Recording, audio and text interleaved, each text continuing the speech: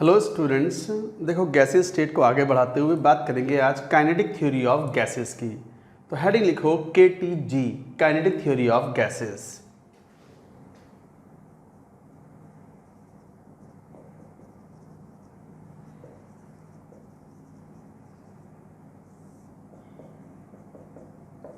ये एक important topic इसलिए भी है because it is common in physics as well as in chemistry. Chemistry में भी क्वेश्चन आते हैं, फिजिक्स में भी क्वेश्चन आते हैं इसके ऊपर। क्या पॉस्टुलेट्स हैं एक्चुअली। ये KTG जो है, जो भी एक्सपेरिमेंटल गैस लॉज हैं जैसे Boyle's law, Charles law, Avogadro's law, Gay Lussac law, इन सब के लिए थियोरेटिकल बैकग्राउंड प्रोवाइड करता है KTG। तो लिखो KTG provides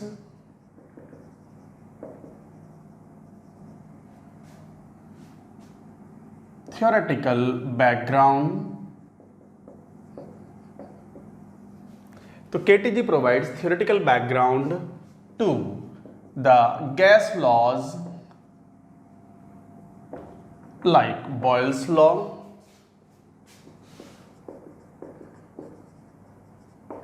Charles' law, Avogadro's law,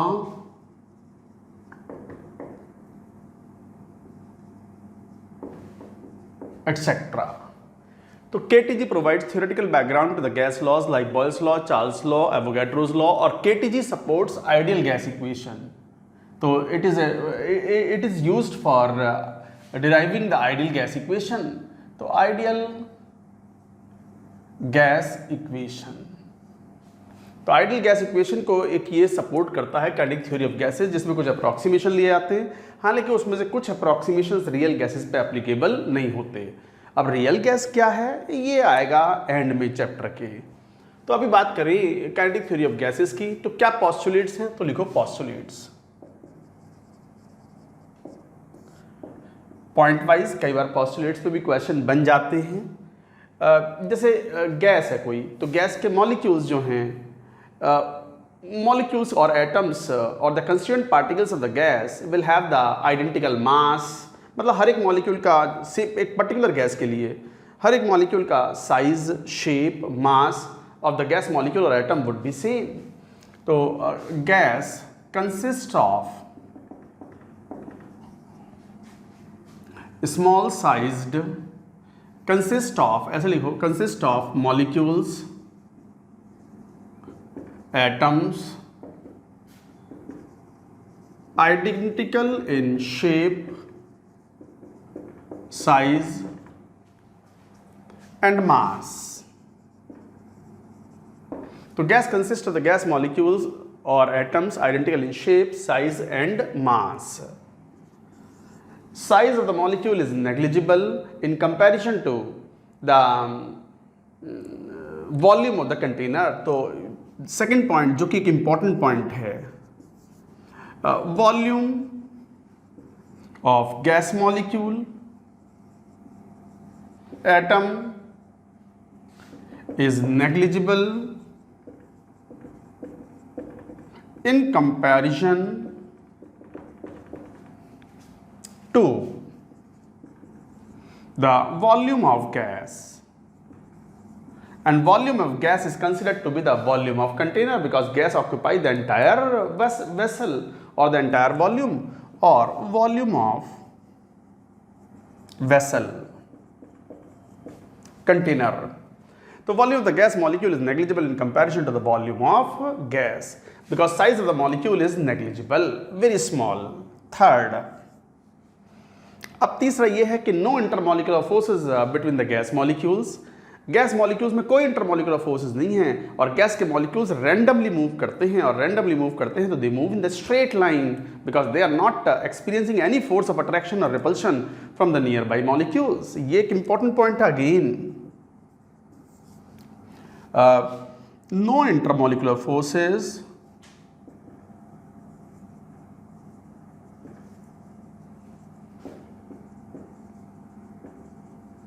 between gas molecules,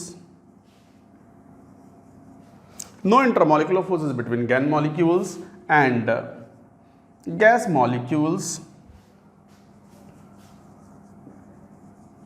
move randomly इन स्ट्रेट लाइन।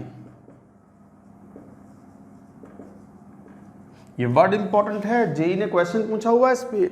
ऑब्वियसली जब कोई इंटरमॉलिक्यूलर फोर्स ही नहीं है तो फिर मॉलिक्यूल्स का जो मूवमेंट है it is not affected by any force of attraction और repulsion by the nearby molecules, and because of that it moves straight जाएगा ये। हाँ, कोलाइड करने के बाद इट में change its direction and velocity. तो molecules move randomly in straight line between collisions.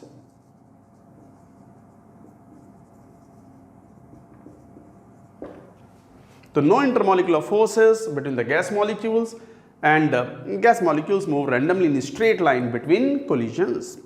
Fourth, चौथा पॉइंट ये है कि जब रैंडमली मूव करते हैं गैस मॉलिक्यूल्स तो आपस में भी टकराते हैं, and they collide with the walls of container also, and the pressure is the consequence of the collision of the gas molecules with the walls of container. दीवारों से टक्कर मारेंगे तो फोर्स एक्सर्ट करेंगे गैस के मॉलिक्यूल्स, फोर्स एक्सर्ट करेंगे तो वो force per unit area is called pressure. तो मॉलिक्यूल्स आपस में भी टकराते हैं, दीवारों से भी टकराते हैं, दीवारों से टकराने के कारण प्रेशर क्रिएट होता है, and we observe pressure due to the gas exerted in the vessel. तो लिखो molecules while moving randomly with high speed collide among themselves and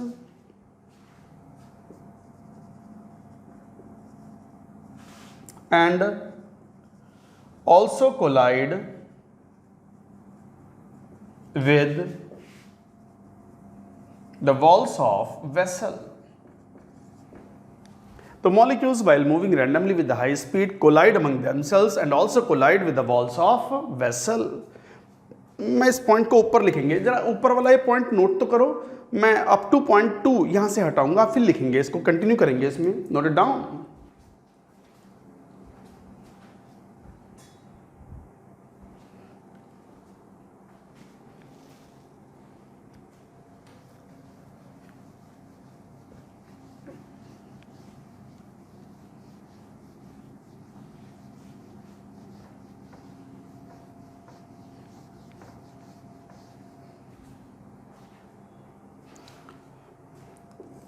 इसी फोर्थ पॉइंट को कंटिन्यू करते हुए, the molecules while moving randomly with the high speed collide among themselves and also collide with the walls of the vessel.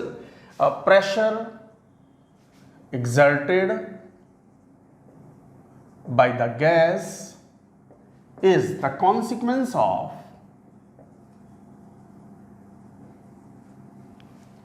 pressure exerted by the gas is the consequence of collision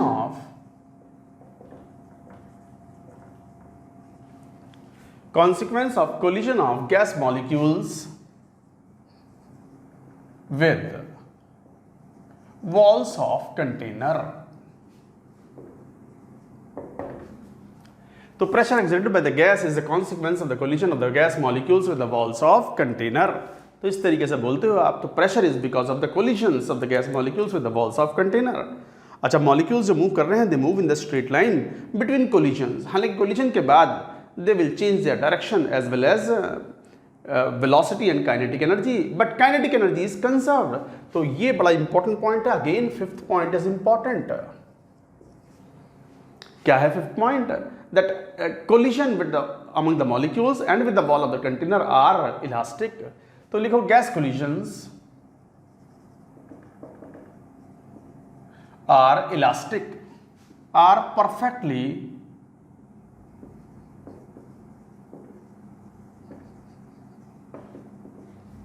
तो gas collisions are perfectly elastic, that is total kinetic energy of gas molecules remains conserved.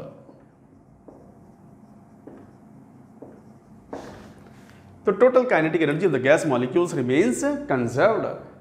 इसका मतलब क्या हुआ कि sir वो दो molecule टकरा रहे हैं तो काइनेटिक एनर्जी कंजर्व्ड हो गई। देखो पोटेंशियल एनर्जी तो है ही नहीं, नो इंटरमॉलिक्यूलर फोर्सेस, तो potential energy is zero. Ideal gases की तरफ बात करते हैं, जब भी तो आइडियल गैसेस का थ्योरेटिकल बैकग्राउंड है ये KTG, KTG is supporting ideal gas behavior. No intermolecular forces. तो पोटेंशियल एनर्जी तो है नहीं, तो काइनेटिक एनर्जी है मॉलिक्यूल्स के पास, और मॉलिक्यूल तो टकरा रहे हैं, टकराने के बाद हो सकता है किसी की काइनेटिक एनर्जी बढ़ जाए, बट जितनी काइनेटिक एनर्जी उसकी बढ़ी है उतनी काइनेटिक एनर्जी दूसरे वाले मॉलिक्यूल की घट चुकी होगी। मॉलिक्यूल दीवार से टक्कर मार रहा है, दीवार की काइनेटिक एनर्जी तो पहले भी जीरो थी, अब भी जीरो है, बट आप ये मान के चलो कि जिस वेलोसिटी से टकराया उसी वेलोसिटी से वापस भी आ गया।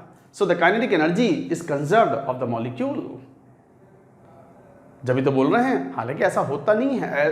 ये वाला पॉइंट तो हम रियल गैसेस में भी मानते हैं कि temperature of the system remains constant and kinetic energy is conserved. तो लिखेंगे इस बात को, तो gas molecules are perfectly elastic and total kinetic energy of the gas molecules remains conserved. And the sixth point, ये वेरी इंपॉर्टेंट क्वेश्चन सॉल्व करने में आएगा। क्या पॉस्टुलेट है ये कि average kinetic energy of the gas molecules is directly proportional to its absolute temperature. Important point, average kinetic energy of gas molecules is directly proportional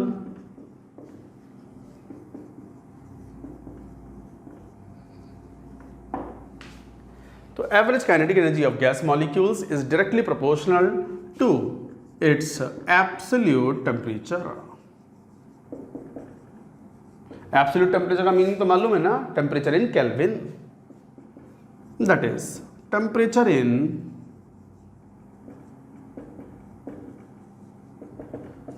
kelvin. तो guys, average kinetic energy of the gas molecules is directly proportional to its absolute temperature और temperature in kelvin. And the last point, seventh, मैं ये नीचे वाले दोनों points हटा देता हूं, आप पहले लिख लो, मैं ये हटाऊंगा ये वाले पॉइंट्स।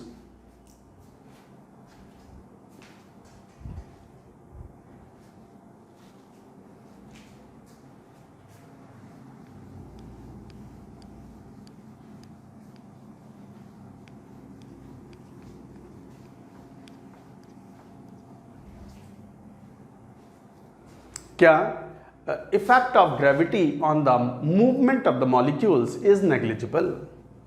तो इफेक्ट ऑफ ग्रेविटी, ग्रेविटी मतलब ग्रेविटेशनल फोर्स, तो effect of gravity on movement of gas molecules is considered negligible. मतलब हम उसे कंसिडर नहीं करते, नेग्लिजिबल मान लेते हैं। तो effect of the gravity on movement of the gas molecule is considered negligible.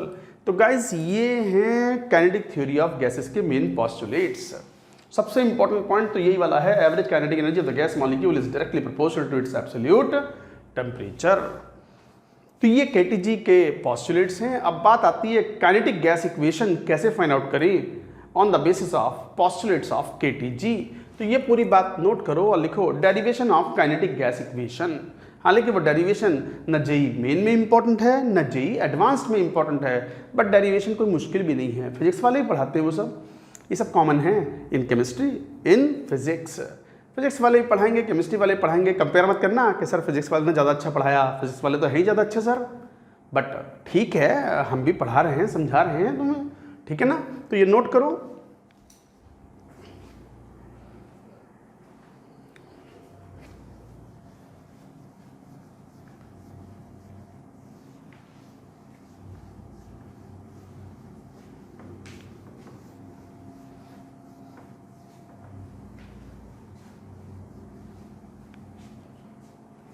लिखो डेरिवेशन ऑफ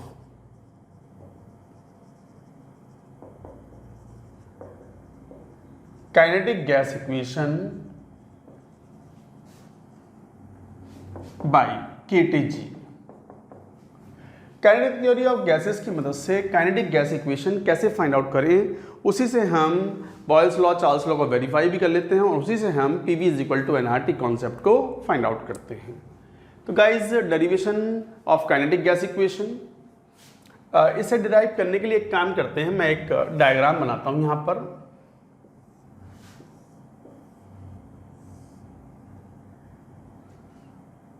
मान लो ये एक कंटेनर ले लिया मैंने, क्यूबिकल, और क्यूबिकल कंटेनर में मान लो कुछ ये दो वॉल्स हैं, ये 3 एक्सेस ले ली, मान लो एक्स, ये वाई और ये जेड। ठीक है, एक्स एक्सेस के अलॉन्ग ये 2 फेसेस हो गए। मान लो कोई मॉलिक्यूल है which is moving with speed u1 और उसका एक कंपोनेंट जो है वो एक्स डायरेक्शन में ux स्पीड हो गई, तो it will collide like this. तो ये कोलाइड कर रहा है ux और ये वापस आता है तो -ux स्पीड के साथ। ये x डायरेक्शन में मान लो L is the edge length of the cubical container L, तो volume of the vessel, cubical vessel is equal to L cube.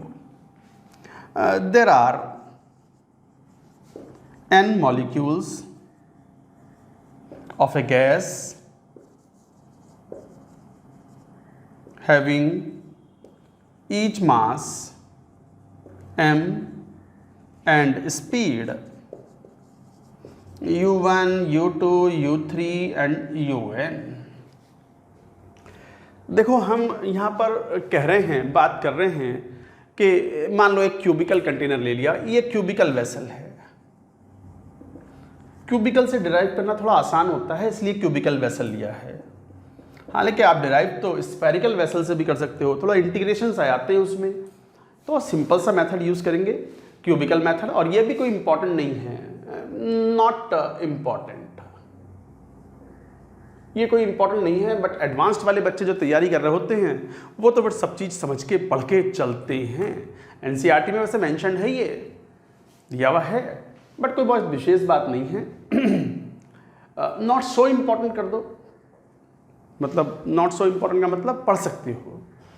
तो देखो, volume of the vessel is L cube, there are n molecules of the gas having each mass m and the speed u1, u2, u3। अब किसी भी speed, मान लो कोई particular molecule है, उसकी speed u1 है, तो इस जो वेलोसिटी है u1 है, स्पीड की जगह वेलोसिटी बोल दो तो एक ही बात है, स्पीड वेलोसिटी। अब उस वेलोसिटी के 3 कंपोनेंट हो सकते हैं, ux, uy, uz। तो मान लो कोई वेलोसिटी है वो u1 है, उसके 3 कंपोनेंट हैं u1x, u1y, u1z। तो आपको ये बात पता भी है कि u1 का स्क्वायर क्या होता है, u1x का स्क्वायर, u1y का स्क्वायर, u1z का स्क्वायर, यही होता है। अरे कोई, ये तो पता है आपको। ये मान लो एक्सिस हैं x, y, z, और ये मान लो कोई वेक्टर है, u1 ही बोल दिया, तो उसका x component u1x, y component u1y और z कंपोनेंट u1z। और u1 square is equal to u1x का स्क्वायर, x कंपोनेंट का स्क्वायर, y कंपोनेंट का और z कंपोनेंट का स्क्वायर। ये तो बेसिक वेक्टर की बात होती है, ये आपको पता होता है। अब मान लो मैं x कंपोनेंट में किसी पर्टिकुलर मॉलिक्यूल को ले लिया, वो गया, टक्कर मारी, और टक्कर मार के फिर वापसी हुआ। KTG फॉलो कर रहे हैं तो जिस वेलोसिटी से गया उसी वेलोसिटी से वापस आया। क्यों? Kinetic energy is conserved. तो इसका मतलब कोई पर्टिकुलर मॉलिक्यूल लिया मैंने जिसकी वेलोसिटी u1 थी और x कंपोनेंट u1x हुआ, रिवर्स कंपोनेंट -u1x हुआ वेलोसिटी का, तो कितना मोमेंटम होगा at the time of collision? Mass into velocity. तो लीनियर मोमेंटम कितना होगा? तो linear momentum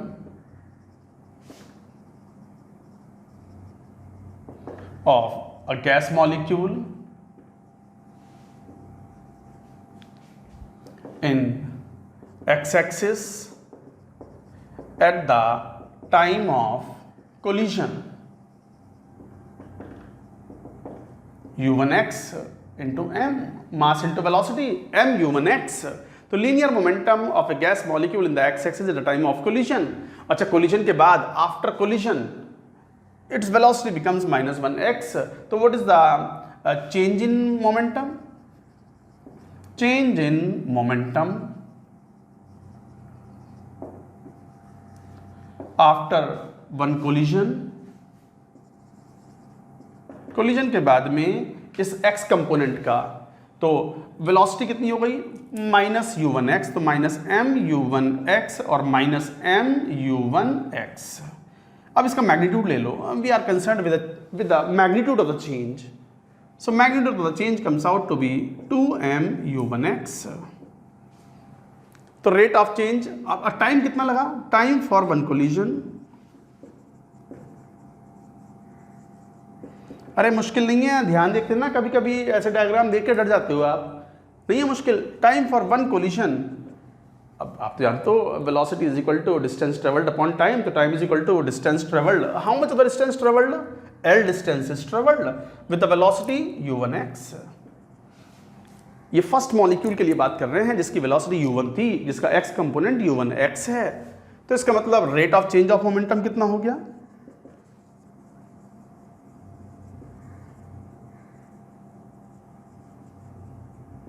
rate of change of momentum मतलब change in momentum per unit time of molecule 1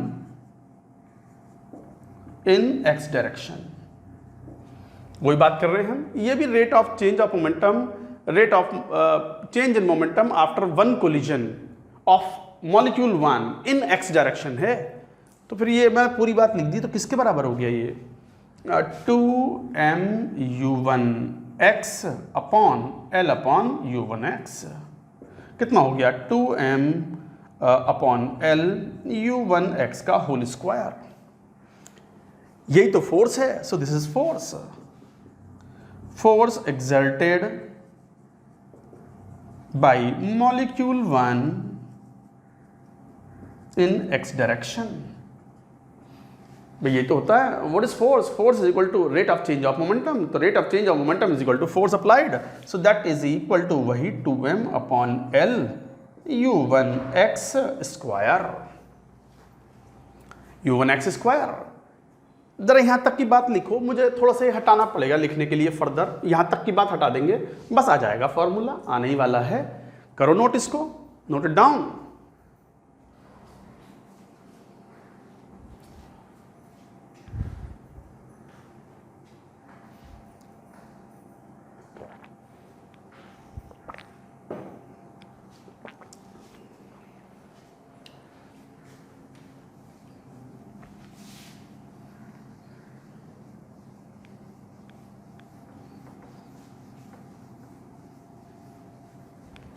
अब जरा देखना है यहां पर, force exerted by the molecule in x direction ये दिया हुआ है। अब total force of all the molecules, total number of molecules n हैं, जिसकी सबकी वेलोसिटी डिफरेंट डिफरेंट हो सकती है, बिल्कुल हो सकती है, उनके x डायरेक्शन के कंपोनेंट्स भी होंगे फोर्सेस के। तो total force exerted by all gas molecules in x direction is equal to, ये तो एक मॉलिक्यूल का कंपोनेंट का डायरेक्शन था, ये था फोर्स एक्सर्टेड, तो 2m अपॉन l कॉमन हो गया, u1x का स्क्वायर। सेकेंड मॉलिक्यूल है तो उसका कंपोनेंट u2 वेलोसिटी थी, उसका x कंपोनेंट का स्क्वायर, u3x का स्क्वायर, un(x) का स्क्वायर। यही हुआ, ये है force exerted by all the gas molecules in the x direction. और आपको जानते हो force per unit area is nothing but pressure, तो pressure exerted in x direction, so pressure will be what? आप इसको ऐसे भी लिख सकते हो, 2m upon l is into, आप n से मल्टीप्लाई करो और n से डिवाइड कर दो, u1x square, u2x square, u1x square upon capital N। बताओ ये क्या है भैया, क्या है ये बताओ? This is what? ये एवरेज है स्क्वायर वेलोसिटीज का, इसे बोलते हैं mean square velocity.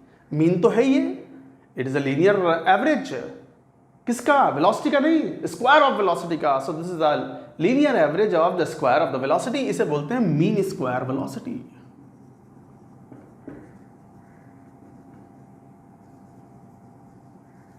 This is called mean square velocity. मान लो इसे c स्क्वायर बोल दिया हमने, और मान लो c स्क्वायर बोल दिया इसको, और c स्क्वायर, तो c square is what? Mean square velocity. तो ये वैल्यू इस तरीके से आ गई, 2m अपॉन l सी स्क्वायर ना बोल के ऐसे बोल दो यू बार एक्स का स्क्वायर। बार का मतलब एवरेज होता है, तो this is mean square velocity x direction में। पहले कंपोनेंट की एक्स डायरेक्शन वेलोसिटी का स्क्वायर, दूसरे मॉलिक्यूल्स की वेलोसिटी का एक्स कंपोनेंट का स्क्वायर, उनका एवरेज है। तो यू एक्स बार बार लगाए थे तो एवरेज हो गया square, mean square velocity. So this is into N into U x bar का स्क्वायर। ये नीचे वाले में कुछ पॉइंट्स हटा रहा हूं, आप नोट करिए।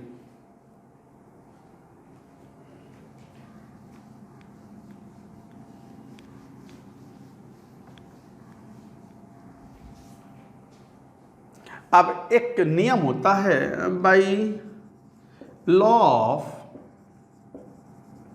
Equi partition.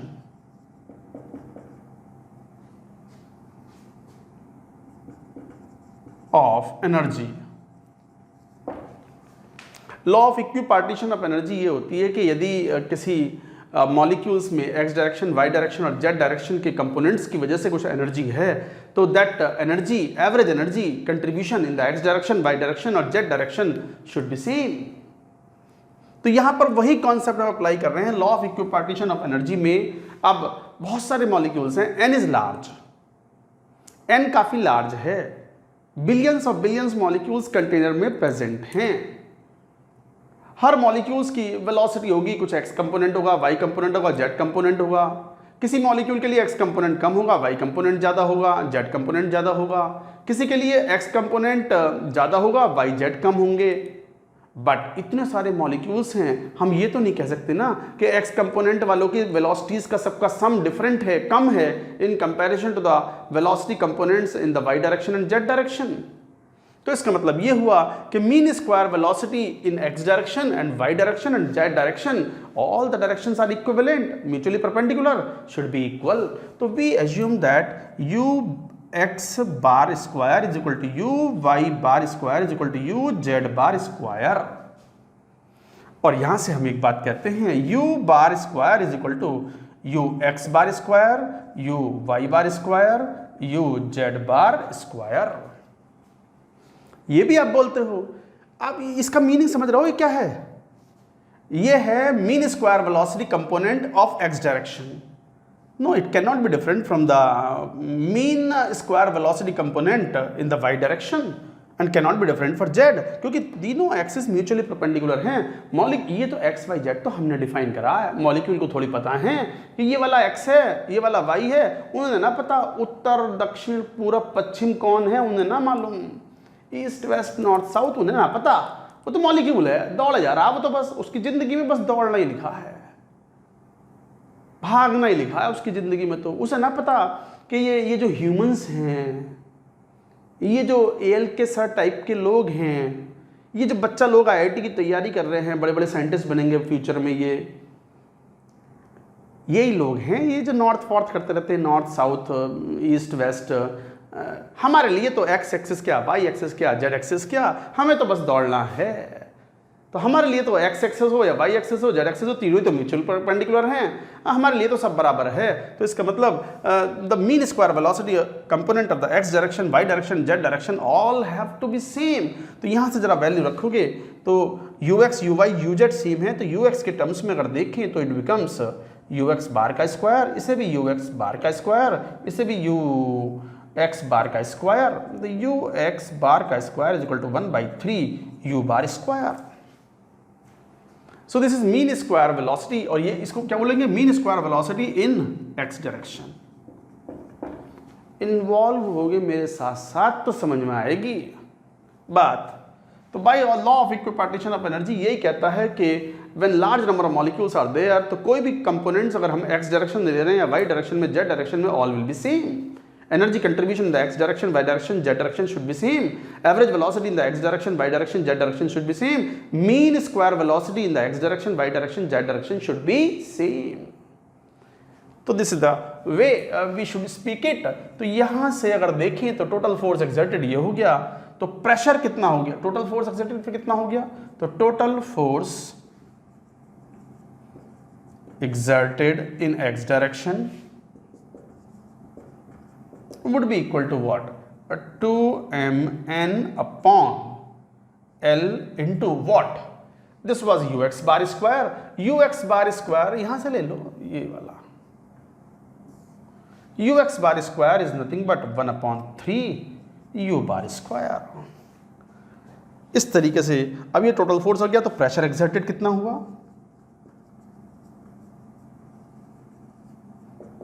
x डायरेक्शन में टोटल फोर्स इतना लगा, और x डायरेक्शन के along what is the area of the cross section?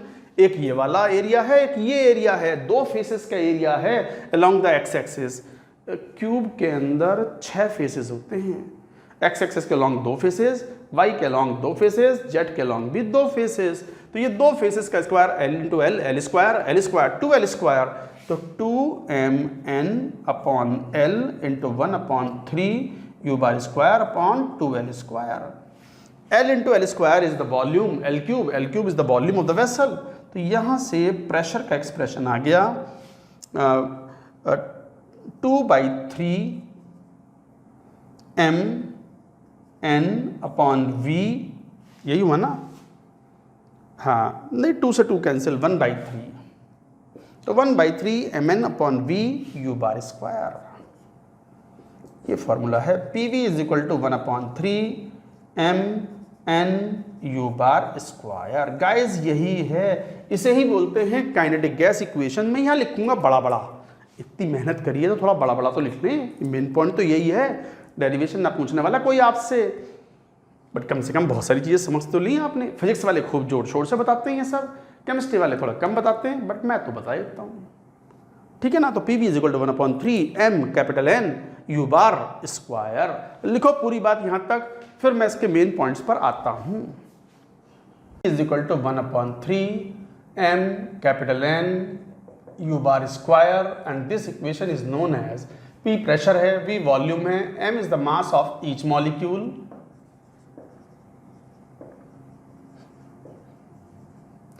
N is the total number of molecules in vessel, total number of gas molecules in vessel, and u bar square is the mean square speed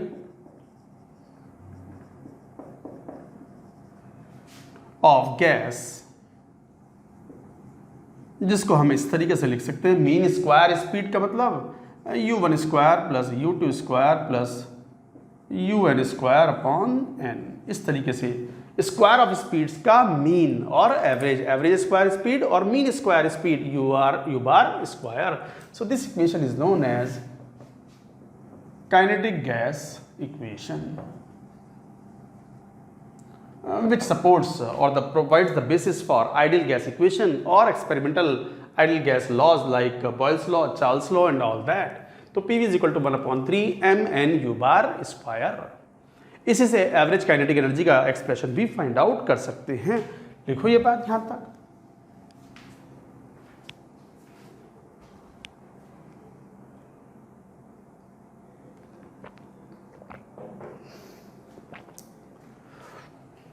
expression of average kinetic energy of gas. Average kinetic energy मतलब translational kinetic energy, average translational kinetic energy.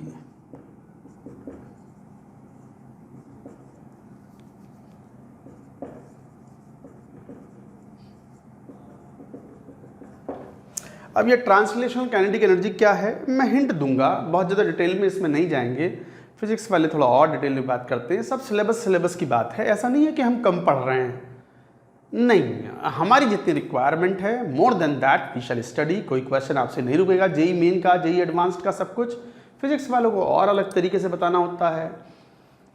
ऐसे कई chapter हैं जो common हैं। Thermodynamics, हमारा thermodynamics chemical thermodynamics है, उनका thermodynamics ideal gas वाला थर्मोडायनेमिक्स है।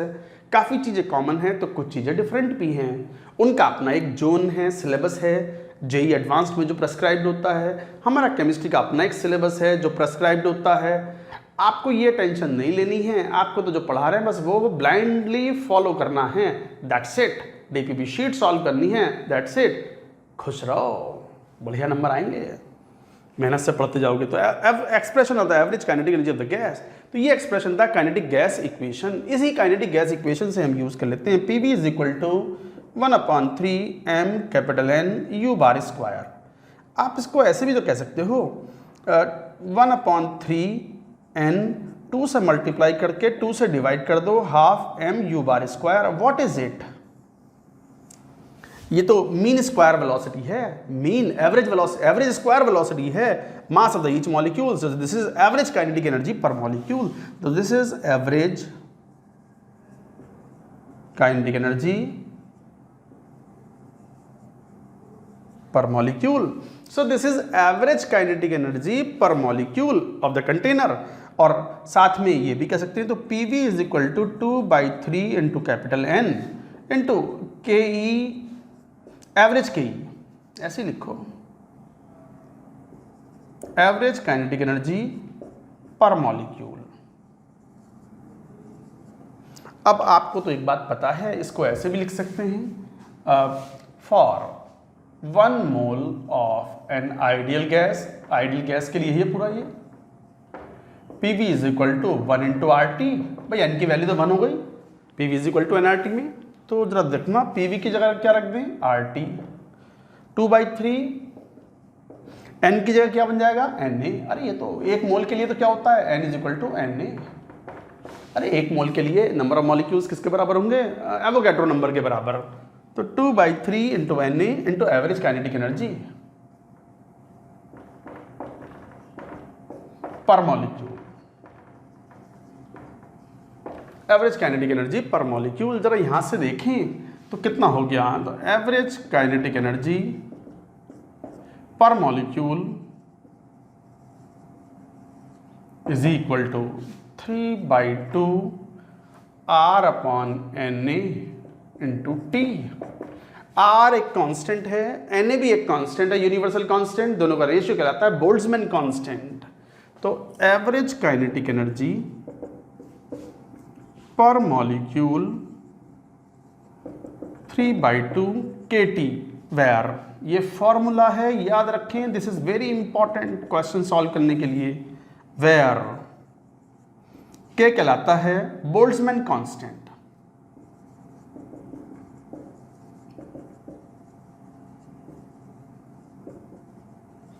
अच्छा, कितनी वैल्यू है K की वैल्यू R/Na। अब R तो पता है आपको 8.314 जूल मोल -1 केल्विन -1। खुद भी करा करो ये सब कैलकुलेशन, कोई बहुत ये कट तो ना रहा राइट साइड में मैं लिखे जा रहा हूँ और ये कट जाए, मेहनत नहीं, बच गया। तो R/Na 8 की वैल्यू और एवोगैड्रो नंबर 6.022 × 10⁻23।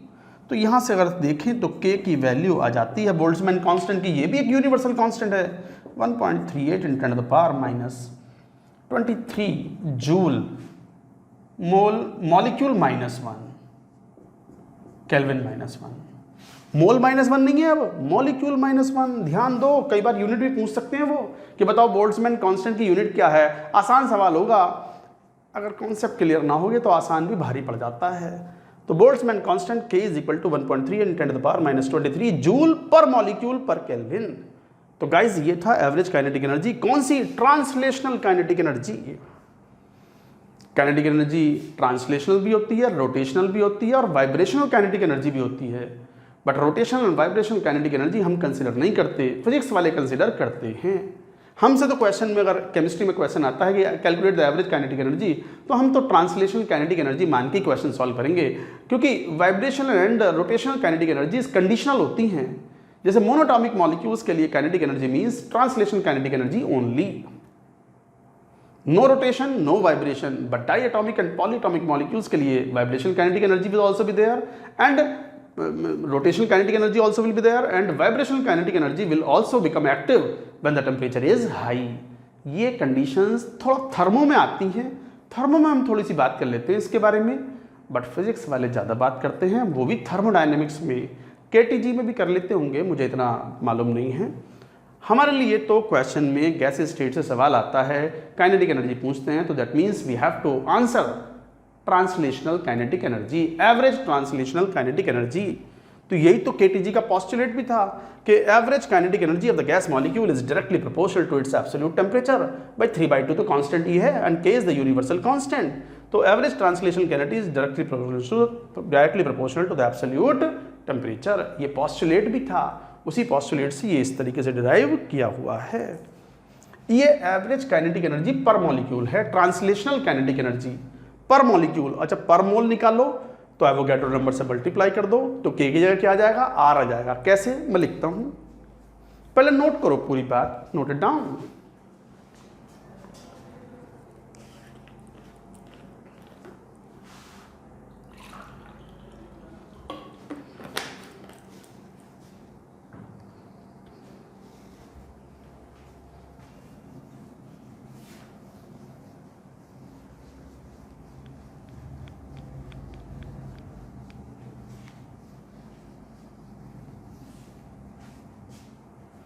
तो एवरेज काइनेटिक एनर्जी पर मोल, अगर पर मोल निकालना हो गैस के लिए तो would be what, 3/2 kT into Na।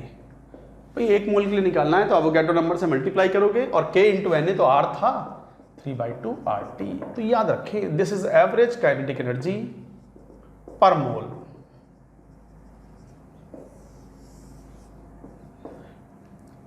तो अगर कुछ नहीं मेंशन्ड है तो if at all we are asked to calculate the average kinetic energy in chemistry we will presume it to be the translational kinetic energy। तो this is average translational kinetic energy per mole of gas। तो R की value आगे लेंगे तो इस तरीके से आएगा। तो गाइज ये था फॉर्मूला काइनेटिक एनर्जी का। अच्छा, यहीं से एक बात और भी कह सकते हैं, एवरेज काइनेटिक एनर्जी को हम हाफ m, ये वाले फॉर्मूले को यूज कर लो, मान लो ये वाला था। तो average kinetic energy per molecule है, मान लो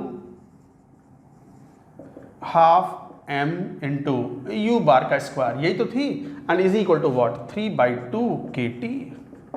तो यहां से 2 से ये 2 कैंसिल आउट हो गया और u बार का स्क्वायर इज इक्वल टू कितना,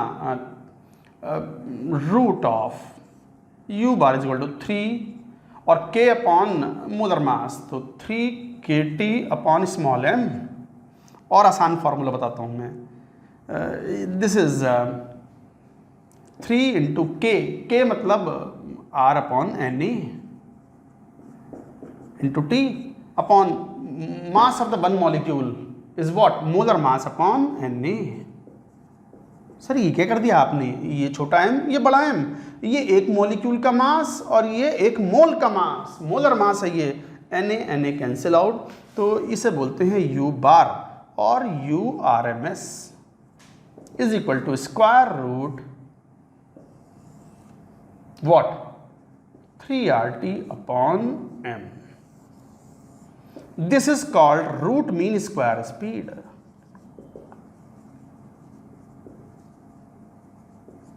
वेलोसिटी और स्पीड एक ही मतलब है यहां पर, and m is the molar mass of gas.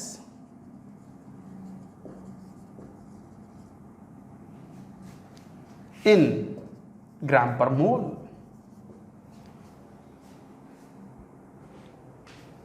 Molar mass of the gas, gram per mole में मतलब यूनिट का तो ध्यान रखना पड़ेगा क्वेश्चन सॉल्व करेंगे तो molar mass of the gas. अब ध्यान दो, m एक मॉलिक्यूल का मास था और कैपिटल M क्या है, मोलर मास, एक मोल का मास।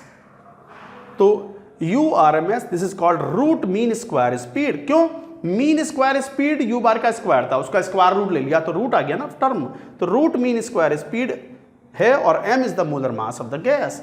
यहां से साफ दिखाई पड़ता है कि average kinetic energy of O2 हो, H2 हो, N2 हो, depends only on temperature, atomicity पे भी डिपेंड या नेचर ऑफ गैस पे डिपेंड नहीं करता। लिखो as a point, as an important point, as a note, एक दो पॉइंट्स आएंगे, पहले ये बात पूरी नोट करो, note it down.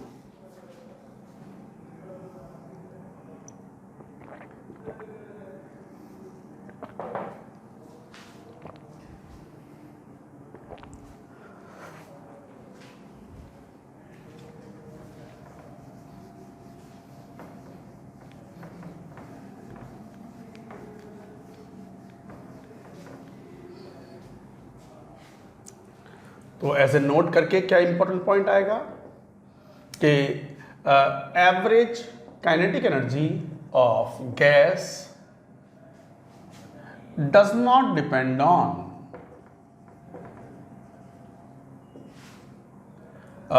type of gas. It depends only on temperature. Average kinetic energy of gas does not depend on type of gas, it depends only on temperature. तो average kinetic energy जो है वो nature of gas पे depend नहीं करती। अगर temperature same है तो एवरेज काइनेटिक एनर्जी ऑफ अच्छा एवरेज ट्रांसलेशनल काइनेटिक एनर्जी की बात करिए, एवरेज ट्रांसलेशनल काइनेटिक एनर्जी। हालांकि केमिस्ट्री में हम काइनेटिक एनर्जी का मतलब एवरेज ट्रांसलेशनल काइनेटिक एनर्जी की ही बात करते हैं जब हम गैस स्टेट के क्वेश्चंस को सॉल्व करते हैं। तो average translation kinetic energy of the gas does not depend on the type of gas, it depends only on temperature.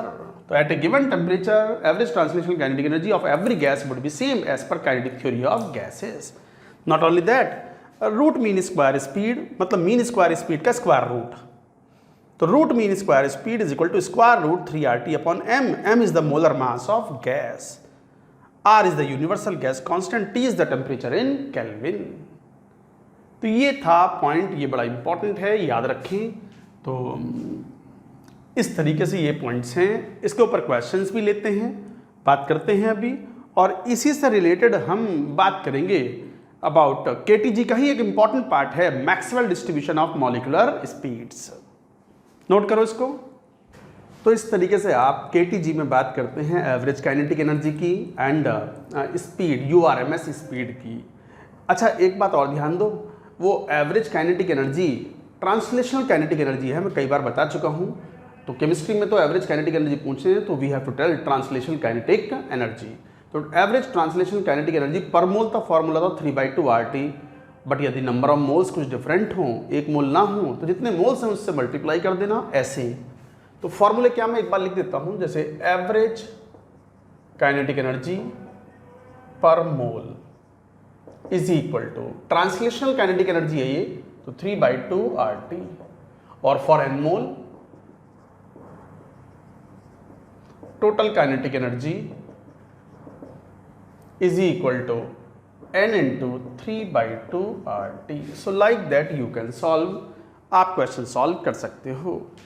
तो ये था फॉर्मूले केटीजी के बेसिस पर। लेट्स डू 1 और 2 क्वेश्चन। खासकर ये जो root mean square speed RMS speed होती है, URMS, इसमें कई बार यूनिट्स में गड़बड़ करते हो आप, तो यूनिट्स में गड़बड़ ना हो तो मैं क्वेश्चन आपको बताता हूँ। जैसे मान लो क्वेश्चन ये कहे, find root mean square speed of O2 gas at 320 kelvin. मान लो बस इतना सा क्वेश्चन है। Also calculate total kinetic energy translational,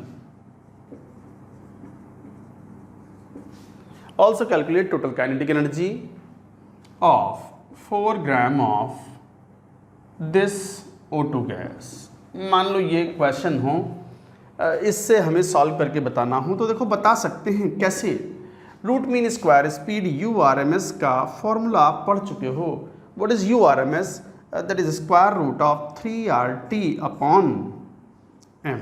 अच्छा m मोलर मास है, एक मोल का मास, क्योंकि R ले रहे हैं ना ऊपर, तो रूट ऑफ 3 इंटू, अब एक बात ध्यान दो, जैसे R की वैल्यू आप 1/12 ले सकते हो लीटर एटमॉस्फेयर में, बट हमें SI में लेना होगा क्योंकि मीटर पर सेकंड में चाहते हैं हम, इसको मीटर पर सेकंड में है तो सारी कैलकुलेशन SI में ली होंगी, 1/12 नहीं लेना है क्योंकि वो तो लीटर एटमॉस्फेयर में है ना। No, that is not the SI unit. SI unit R की क्या होगी? 8.314, अप्रॉक्सीमेटली 25/3 ले सकते हैं, 25/3 into T 320 kelvin upon molar mass 32 ग्राम पर मोल है, नहीं नहीं 32 नहीं लेना है, ग्राम पर मोल नहीं, किलोग्राम पर मोल इंटू 10⁻³ ये है केजी पर मोल। अब जब SI में कैलकुलेशन कर रहे हो तो मोलर मास भी किलोग्राम पर मोल में लेना होगा, ग्राम पर मोल में नहीं, ध्यान दो।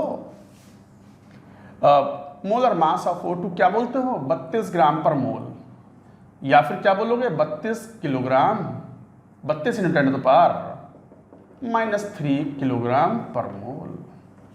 इस तरीके से बोल पाओगे आप इस बात को। अगली बात समझ में, आप सॉल्व करेंगे तो 32 से ये 10 टाइम्स कैंसिल हो गया, तो √3 × 10 × 25/3 लिख दो इसको, इंटू 1000 और आ गया ऊपर, मीटर पर सेकंड में है। अब मैंने R की वैल्यू 8.314 को अप्रॉक्सीमेटली ले लिया, R की approximate value 25.3 joule mole -1 kelvin -1। ये तरीके से कैलकुलेट करते हैं। 3 से ये 3 भी कैंसिल आउट हो गया, ये 10,000 to 10 5, तो 5 × 100 approximately 500 meter per second. See the speed is such a high speed. That's why we say gas molecules are randomly moving with a very high speed velocity, speed or velocity. तो gas के molecules बहुत तेजी से move करते हैं, very fast speed is there, half a kilometre is moving in a second, such a high speed. So guys ये था root mean square speed 500 metre per second approximately. Approximation क्या है ना, आर की वैल्यू अप्रॉक्सीमेटली है। अच्छा एक और चीज़ पूछी थी, 4 ग्राम सैंपल है O2 का, तो बताओ टोटल काइनेटिक एनर्जी। ट्रांसलेशन की बात करते हैं हम, तो काइनेटिक एनर्जी जो टोटल है ट्रांसलेशनल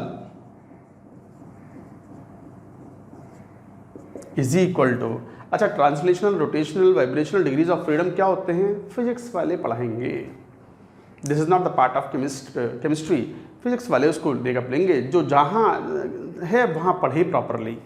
तो अकॉर्डिंगली काइनेटिक एनर्जी तो N × 3/2 RT, translation kinetic energy 4/32 these money moles, 3/2 R की वैल्यू 25/3 जूल में आ गया, इंटू 320।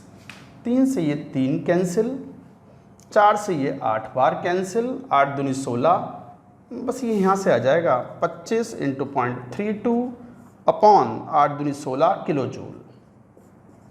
दैट्स इट, यही आंसर है। एक बार देख लें, कैंसिल कट तो नहीं गया, मैंने 1000 से डिवाइड करके उसे किलो जूल में कन्वर्ट कर लिया, तो 25 × 0.32 अपॉन 16 किलो जूल, बस ये ठीक है, नहीं कटा है। So like that you can find out. तो ये था क्वेश्चन, ये था formula, how to calculate average speed, how to calculate root mean square speed. हालांकि एवरेज स्पीड और मोस्ट प्रोबेबल स्पीड वाले टर्म्स में आएंगे, बट KTG में ही आएंगे वो, अभी जब हम बात करेंगे Maxwell distribution of molecular speeds. ये नोट करो और नेक्स्ट हेडिंग लिखो, Maxwell distribution of molecular speeds.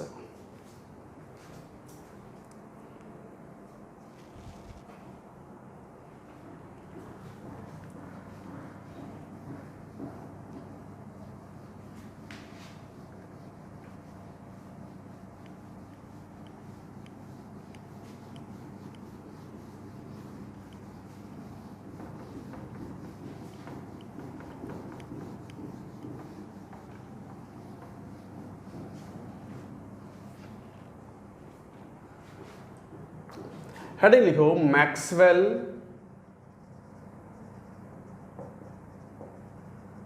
Distribution of molecular speed. है क्या ये Maxwell distribution of molecular speed? KTG का ही पार्ट है ये। These are also the points of kinetic theory of gases as per KTG।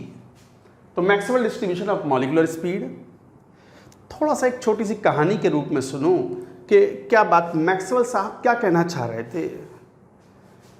जैसे Maxwell साहब कहना इस तरीके से चाह रहे हैं कि किसी गैस सिस्टम के अंदर छोटे से छोटा सिस्टम हो, it contains billions of billions of billions molecules. एक छोटे से कंटेनर में हाइड्रोजन गैस है, हीलियम गैस है, O2 है, billions of billions molecules of the gases will be there। और हर मॉलिक्यूल रैंडमली मूव कर रहा है with a very high speed. अभी एग्जांपल लिया था, क्वेश्चन सॉल्व किया था, तो देखा था कि O2 की स्पीड 320 केल्विन, मतलब रूम टेम्परेचर टाइप से ही हो गया, थोड़ा ज़्यादा मान लो। भरी गर्मी में मान लो ऑक्सीजन मॉलिक्यूल मूव कर रहा हो तो उसकी स्पीड लगभग कितनी थी, 500 metre per second approximately.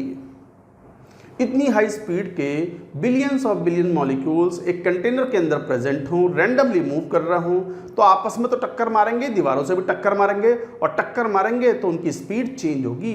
However the total kinetic energy remains constant. अब इतने सारे मॉलिक्यूल टक्कर मार रहे हैं एक दूसरे को, दीवार को टक्कर मार रहे हैं।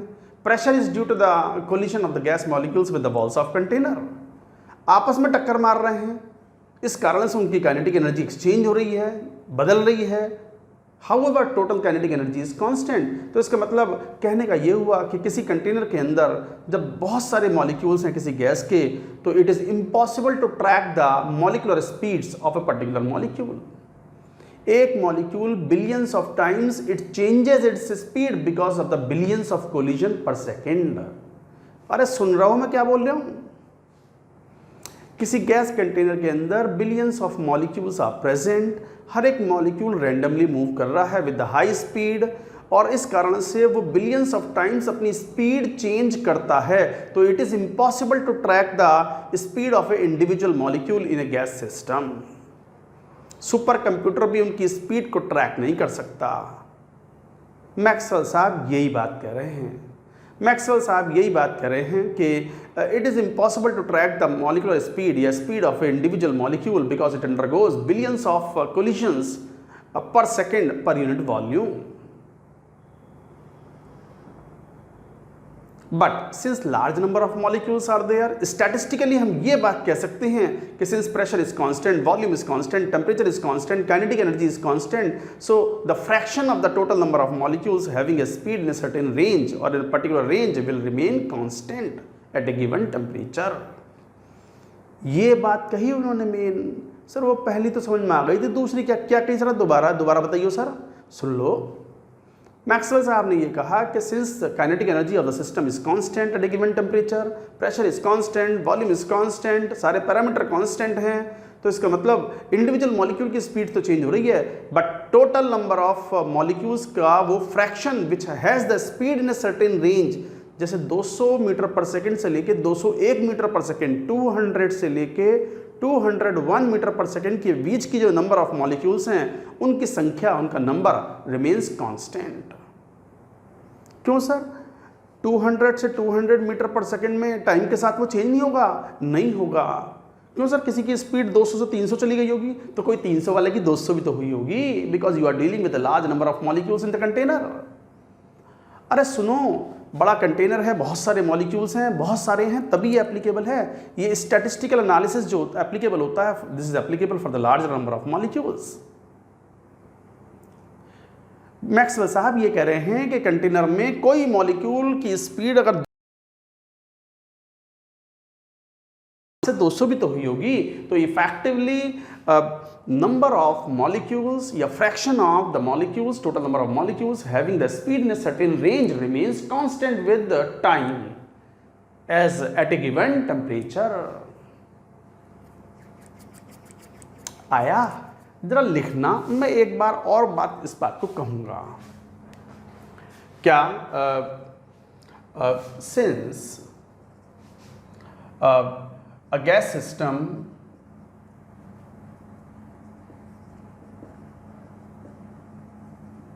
contains a large number of gas molecules which move randomly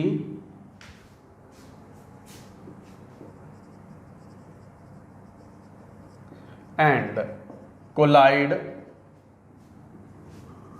among themselves and with walls of container billions of times per second per unit volume।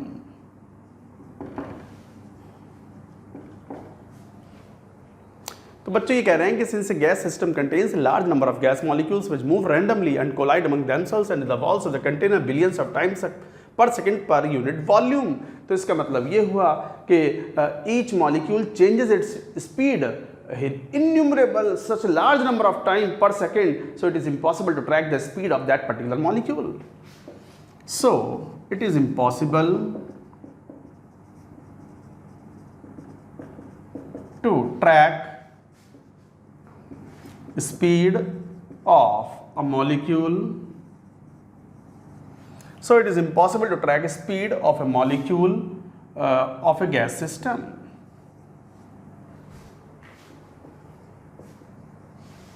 As it undergoes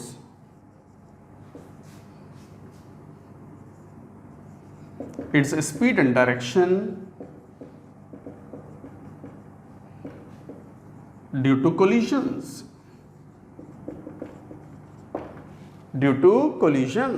So it is impossible to track speed of a molecule of a gas system as it undergoes its speed and direction.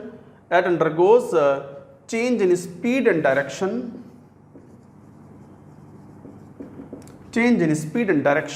due to collisions. तो individual molecule की speed को track नहीं कर सकते। Maxwell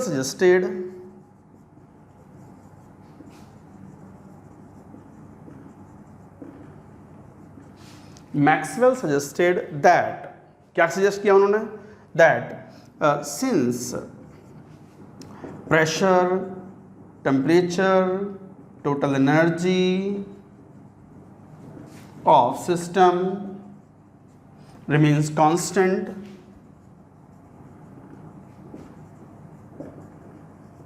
with time. So time के साथ ये parameters same रहते हैं. सो the fraction of total molecules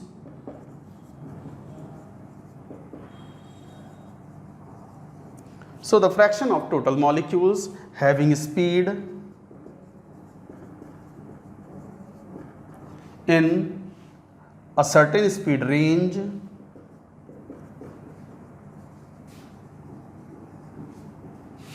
should be constant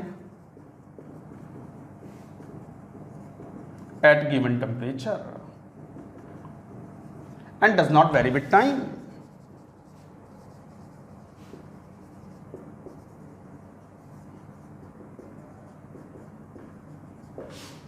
जरा लिखिए पूरी बात. तो Maxwell suggested that since pressure, temperature, total energy of the system remains constant with time, so the fraction of the total molecules having speed in a certain speed range should be constant at a given time, at a given temperature and does not vary with time. ये बात उन्होंने कही कि individual molecule की speed change हो सकती है, but total number of molecules या fraction of the molecules having the speed in a certain range remains constant at a given temperature and does not vary with time. ये बात उन्होंने कही. इस बात को मैं समझाने की और कोशिश करता हूँ एक प्रैक्टिकल एग्जांपल ऑफ इंश्योरेंस. जैसे इंश्योरेंस कराते ना, LIC वगैरह इंश्योरेंस कराते हैं लोगों का कि भाई अगर किसी की अनटोवर्ड इंसिडेंट्स की वजह से डेथ हो जाती है तो उनके जो किन्स हैं, जो उनके किन हैं, जो उनके डिपेंडेंट हैं, उनको कोई सर्टेन अमाउंट मिल जाए, पैसा मिल जाए. तो वो किस बेसिस पे करते हैं ये सब? वो यही तो कहते हैं कि चूँकि हमारा जो देश है, भारत देश, there is a huge population, 130-135 crore लोग रहते हैं यहाँ पर, और उन्होंने मान लो एक पर्टिकुलर एज ब्रैकेट का इंश्योरेंस किया 60 to 70 ईयर ऑफ एज. तो उनको पता होता है, उनके पास डेटा होता है, बहुत पुराने से डेटा है कि 1950 में, 1951 में, 1952 में, 1970, 71, 72, 1990, 91, 92, 2001, 2002, 2019 तक का उनके पास डेटा होगा. उनके पास ये डेटा रहता है कि 60 to 70 ईयर एज ब्रैकेट में कितने लोग मरे. अब मरेंगे तो ही भाई, देखो कोई अमर तो है नहीं, अमृत तो किसी ने पिया नहीं, तो ठीक है. मैं तो एक एग्जांपल लेके बता रहा हूँ कि 60 से 70 साल में 2001 में कितने डाई हुए, 2002 में कितने डाई हुए, उनके पास एक डेटा है. 2019 तक, तो 2019 तक उनके पास डेटा आया कि नहीं 50,000 people died in the age bracket of for example 60 to 70 years. तो वो 2020 में प्रिडिक्शन करेंगे कि हमें कितने लोगों को प्रीमियम, कितने लोगों को सम एश्योर्ड देना पड़ेगा इंश्योरेंस के अगेंस्ट। जब व्यक्ति मरता है तो उसके रिलेटिव जो होते हैं डेथ के बाद, उनको अमाउंट देनी पड़ती है इंश्योरेंस को, बदले में वो प्रीमियम लेते हैं। 10 सालों से 20 सालों से ले रहे होंगे प्रीमियम वो। तो उनके पास ये डेटा होता है कि 2001, 2002, 2003, ये up to 2019 these many people died in this age bracket, और उसकी एक सर्टेन ग्रोथ होती है and that is proportional to the, normally this is proportional to the population growth. कि भाई 50,000 थे 2015 में, 50,100 हो गए 2016 में, 15,300 हो गए 2017 में, 2019 में 51,000 हो गए फॉर एग्जाम्पल। तो उन्हें मालूम है कि 2020 में भी 50-52 हज़ार मरेंगे, उन्हें ये आइडिया है, और इतने लोगों को हमें सम एश्योर्ड देना पड़ेगा। इंश्योरेंस किया है ना। हाँ, कोई अब मान लो कोविड सिचुएशन आ जाए, कोई मान लो भूकंप आ जाए, तो वो एक अलग सिचुएशन है। तो कई बार वो उसे काउंट भी नहीं करते। नेचुरल कैलिमिटीज़ में मेरे ख्याल से वो इंश्योरेंस भी नहीं करते। कई बार बोलते थे कि तो नेचुरल कैलिमिटी है, अब वो तो उनके पार्ट्स हैं। तो देखो, मैं मुद्दे पे आता हूँ। I am not teaching insurance. हालांकि deciding the premium of the insurance and dealing with such kind of things with the policy making of the insurance companies, these are called actuaries. Actuaries are very highly paid professionals. मैंने एक नया शब्द बताया आपको, actuarian calculations. Actuaries are the people who are involved in policy making of the insurance in the insurance sector based on statistical analysis. Statistical analysis मतलब large sample को लेकर के किया गया data analysis. That is called statistical analysis. तो वो insurance वाले, सुनो मेरी बात, अब मैं मेन पॉइंट पा रहा हूँ। मैक्सवेल साहब और इंश्योरेंस वाले एक जैसे सोच रहे हैं। इंश्योरेंस वालों को ये पता है कि 2015 में 50,000 लोग मरे थे in this particular age bracket, और 2019 में 51,000 मरे हैं, और 2020 चल रहा है और उनको पैसा देना है लोगों को सम एश्योर्ड। तो उनको पता है कि 52,000 या 51,000 या 51,500, इससे ज़्यादा तो क्या मरेंगे, यही मानेंगे वो। तो उनको ये पता है कि मिस्टर एक्स मरेंगे या नहीं मरेंगे, उन्हें नहीं पता, ये तो गॉड ओनली नोज। उनको ये नहीं पता कि ये वाले अंकल जी निपटेंगे या नहीं निपटेंगे, बट उन्हें ये पता है कि इतनी उम्र वाले इतने अंकल जी नहीं मर जाएंगे। ना समझे। अरे इंश्योरेंस वाले कोई ईश्वर थोड़ी हैं, भगवान थोड़ी हैं भैया। उनको ये पता है मैथमेटिकल एनालिसिस से, स्टैटिस्टिकल एनालिसिस से, because of the large number they are dealing with, उनको ये पता है कि भाई इस बार भी 52,000 अंकल जी निपट जाएंगे। उन्हें ये ना पता कौन से अंकल जी निपटेंगे और कौन से अंकल जी नहीं निपटेंगे। समझ गए बात को। मैक्सवेल साहब भी यही कह रहे हैं, कौन से मॉलिक्यूल की स्पीड कहाँ चेंज होगी ये ना पता, but total number of molecules और the fraction of the molecules having this particular speed range will remain constant based on statistical analysis on the large sample or large number of molecules, or insurance for the large number of molecules, large number of people. I hope you have understood how actuarians do their calculations of the calculation of the premium of the various kind of insurance they issue to the people. आ रही समझ में बात? समझ में आ गई बात आपको? तो इंश्योरेंस वालों को नहीं पता कि मिस्टर एक्स विल डाई और mister Y will die, but उन्हें पता है कि एक्स वाई चाहे जो भी हों, इतने लोग तो मरेंगे, because based on the earlier data available on statistical data available on insurance this one. I hope you have understood. तो मैक्सवेल साहब ये कहना चाह रहे हैं, इंडिविजुअल मॉलिक्यूल का ना पता स्पीड कितनी बार चेंज करेगा, क्या हम इसे ट्रैक ही नहीं कर सकते, but the fraction of the total molecules having speed in a certain range will remain constant. This is what we call Maxwell distribution of molecular speed.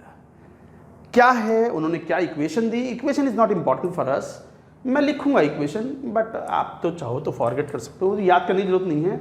Graph कैसा था वी विल सी। पहले एक बात पूरी note करो।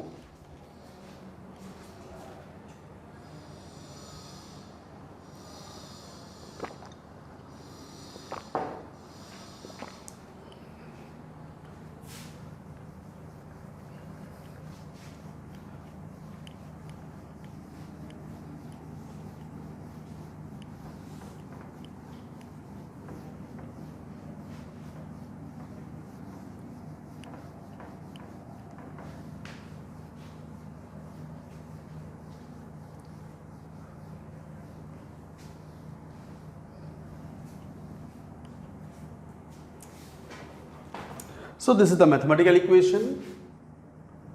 dnu upon n is equal to 4 pi m upon 2 pi rt to the power 3 by 2 e की power minus mu square upon 2rt u square du. This is the expression. ये expression जो है थोड़ा complex nature का है, need not remember. तो Maxwell's expression है ये for the fraction of the molecules. Students need not remember.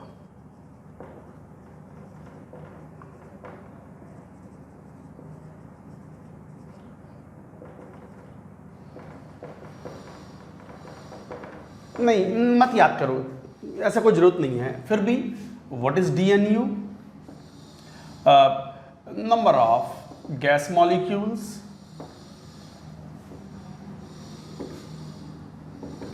having speed in a range u to u plus du. u से लेके u प्लस डी u मतलब जैसे 300 metre per second से लेके 301 metre per second, इस type का. तो इसका मतलब यहाँ पर u कितना हुआ 300 metre per second and du कितना हुआ 1 मीटर पर सेकेंड. du मतलब इंक्रीमेंटल चेंज और डिक्रीमेंटल चेंज. तो u से लेके u प्लस du मतलब 300 से लेके 300 तक की स्पीड, 301 तक की स्पीड में जो नंबर ऑफ मॉलिक्यूल्स हैं वो dnu है. n total number of molecules.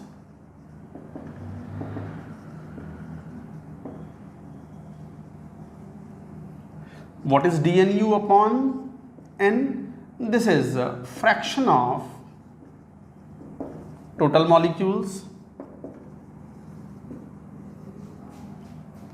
having speed in range u to u plus du. u से लेके u प्लस du तक की स्पीड वाले जो रेंज में जो टोटल नंबर ऑफ जो फ्रैक्शन ऑफ द मॉलिक्यूल्स है वो ये हैं. ऑफ कोर्स फ्रैक्शन है तो value has to be less than 1. T is the temperature in Kelvin and m is the molar mass of gas. और बाकी तो सब टर्म्स हैं. u बता ही दिया speed and du is speed interval.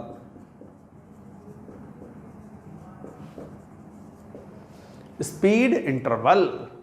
तो गाइज ये इसके एक्सप्लेनेशन थे, ये मैथमेटिकल इक्वेशन थी. So the fraction of the gas molecules is directly proportional to, इस तरीके से यहाँ पर कह पाते हो कि टेम्परेचर, क्योंकि ये फैक्टर डोमिनेंट होता है, मोलर मास वगैरह इन सब पे भी डिपेंड करता है. कैसे करता है we shall talk all this graph के फॉर्म में. पहले ये बात पूरी नोट करो.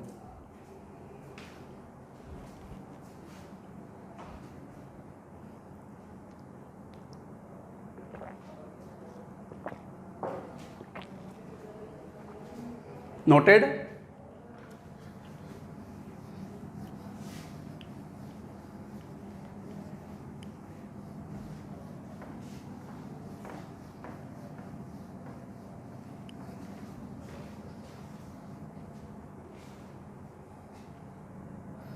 ग्राफिकल रिप्रेजेंटेशन, इसको ग्राफिकली शो करें. तो मान लो ये dnu अपॉन n ले लो इंटू 1 अपॉन du भी ले लो. Fraction of the gas molecules per unit speed interval. du की एक सर्टेन वैल्यू होगी जो भी आप लोगे, मान लो 0.1 मीटर पर सेकेंड या 0.2 मीटर पर सेकेंड या इवन 1 मीटर पर सेकेंड. तो उसके साथ में अगर ये स्पीड का ग्राफ देखें तो ध्यान दो एट ए गिवन टेम्परेचर. तो टेम्परेचर इज कांस्टेंट टेम्परेचर पे ग्राफ बनाया हुआ है. Molar mass is also constant, 4 pi constant, ये भी कांस्टेंट. तो दो ही वेरिएबल हैं. ये कहलाता है प्री एक्सपोनेंशियल, ये कहलाता है pre exponential factor.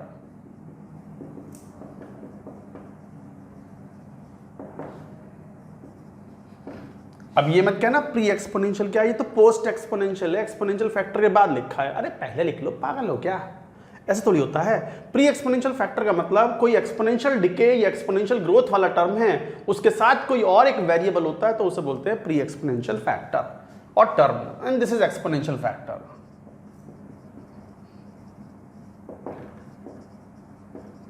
Pre-exponential factor, exponential factor. याद रखो pre exponential factor is dominant for the lower values of dominant for lower values of u की स्मॉल वैल्यूज होती हैं तो यही u स्क्वायर वाला टर्म डोमिनेंट होता है. And exponential factor is dominant for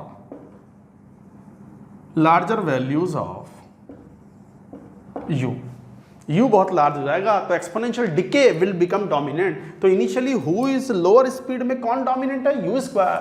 तो ये y फंक्शन है तो y is equal to k some constant मान लो, इसको इनसिग्निफिकेंट मान लो for the lower values, k u square या k x स्क्वायर, क्या parabola symmetrical to the vertical axis like this.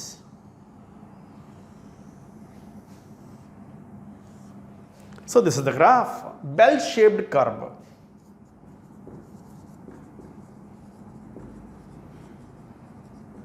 जैसे घंटी होती है ना, बेल, मंदिर में घंटी बजाते हैं जैसे, तो बेल शेप्ड कर्व होता है. And initial portion is dome, ये भी पैराबोलिक डिस्ट्रीब्यूशन है, पैराबोलिक इंक्रीज. उसके बाद दिस इज एक्सपोनेंशियल डिके, तो dominant exponential decay.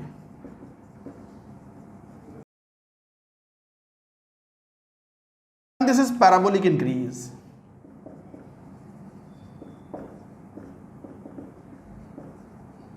So this is parabolic increase and this is exponential decay. तो ये था डिस्ट्रीब्यूशन ऑफ द, तो fraction of the gas molecules इस तरीके से वेरी करते हैं, इंडिकेटिंग दैट बहुत कम स्पीड वाले मॉलिक्यूल्स की संख्या बहुत कम, बहुत हाई स्पीड वाले मॉलिक्यूल्स की संख्या बहुत कम. And most of the molecules have the speed in a certain range. और जहां ये मैक्सिमा है, ये स्पीड कहलाती है UMP, मोस्ट प्रोबेबल स्पीड. क्यों? क्योंकि यहां पर फ्रैक्शन ऑफ द मॉलिक्यूल्स जो है वो मैक्सिमम है. So this particular speed is possessed by the maximum number of molecules, it is called most probable speed. तो what is UMP? Most probable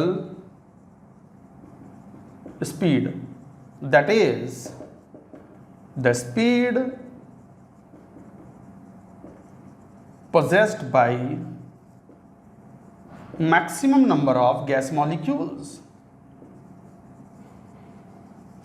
Maximum fraction of the gas molecules या maximum number of the gas molecules contain or possess this particular speed and this is called most probable speed. UMP, MP मतलब most probable. तो most probable speed मतलब speed possessed by maximum number of gas molecules in the gas system, that is called most probable speed. ये bell shaped curve है. For the lower values, parabolic increase. For the larger values of u, exponential decay. Exponential factor will take the load. This graph is at constant temperature. So at constant temperature.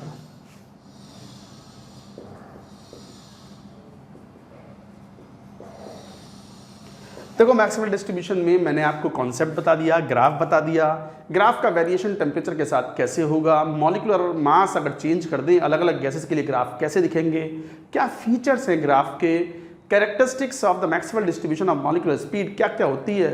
We shall talk in the next lecture. That's it for now.